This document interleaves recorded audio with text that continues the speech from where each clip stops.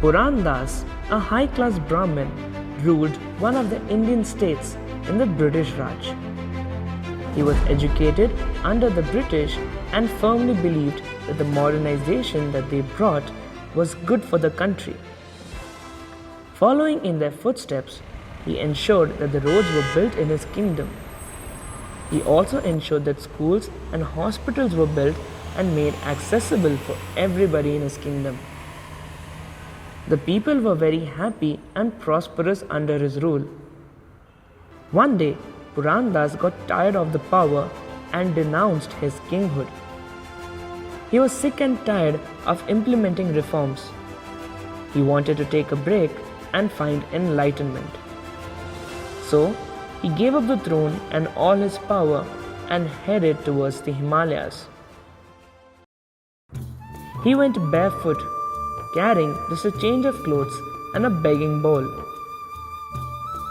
When Puran Das reached the Himalayas, he noticed a small, unoccupied structure on the outskirts of the village. He decided to stay in that building and meditate to achieve enlightenment.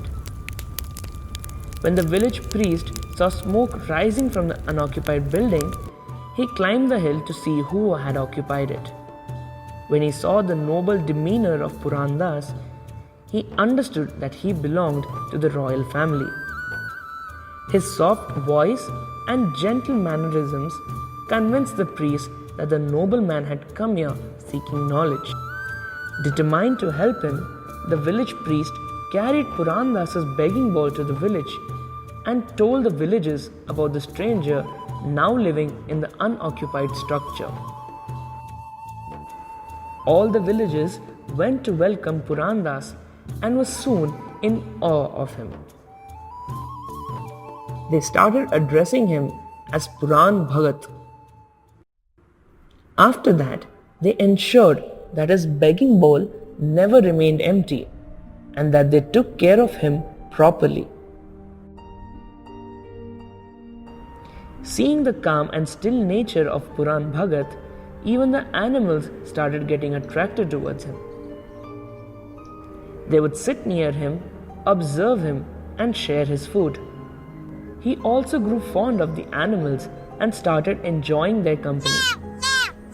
As time passed, he became good friends with them and started understanding them.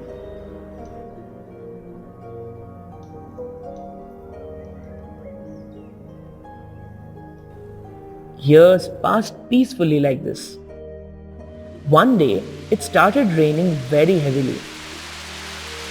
Puran Bhagat was meditating in his building when he felt the animals crowding around him. He also felt that the animals were nervous. He opened his eyes and saw the heavy downpour. Then, one of the langurs pointed in the distance. He raised his eyes and saw that the heavy rain had loosened the soil. He thought if the rain continued for one more day, there would be a landslide. Worried, he looked at the innocent villagers sleeping in the valley. He understood the langur's agitation. He quickly got up and gathered all the animals he could and started running to the valley. While running down, his monkeys and he made as much as noise as they could in the pouring rain. Hearing the ruckus, a few of the villagers got up and came outside. When Puran Bhagat saw some of them outside, he frantically pointed to the mountain about to fall and asked everybody to immediately vacate the village. Get up, get up. The villagers woke Go away. and others started leaving the village.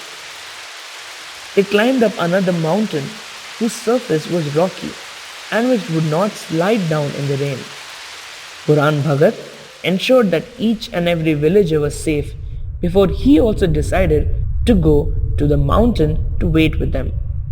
But by that time, it was too late. When the villagers came down after the rain had stopped, they found Puran Bhagat and some of his langurs under the debris of the landslide. The rocks and the wet soil had suffocated the angels and they had died. With a heavy heart, the villagers made a shrine for Puran Bhagat and his animals in the same building in which he had stayed. The shrine can be seen even today, and the villagers worship the spirit of Puran Bhagat. They feel that he is still watching over the village and will ensure that no harm comes to them.